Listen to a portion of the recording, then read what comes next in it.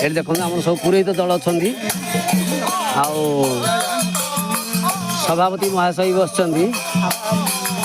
କାର୍ଯ୍ୟକାରୀ ବି ବସିଛନ୍ତି କର୍ତ୍ତା ସଂକୀର୍ତ୍ତନ ମଣ୍ଡଳୀ ମଧ୍ୟ ବସିଛନ୍ତି ଆମ ବହୁଳେ ଆମ ପୁଅ ବି ଠିଆ ହେଇଛନ୍ତି ଏଠି ଯାହା ଆଜି ବହୁତ ଖୁସି ଲାଗୁଛି ଆଜି ରତ୍ନମୁଦ ଅଛି ଆପଣଙ୍କୁ ପୁଣି ଏଠୁ ଗଲା ପରେ ଆପଣଙ୍କୁ ଦେଖେଇବି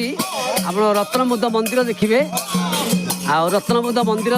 ଦେଖିଲା ପରେ ସଂକୀର୍ତ୍ତନ ମଣ୍ଡଳୀ ଚାଲିବେ ତାର ପ୍ରସାଦ ସେବନ ଅଛି ଆଉ ଆପଣ ସବୁ ଗୋଟିଏ ଗୋଟେ ଦେଖେଇବି ଯାହା ବଡ଼ ଖୁସିର କଥା ଆପଣ ସବୁ ଜିନିଷ ଦେଖେଇବି ଆପଣ ମାନେ କହିବି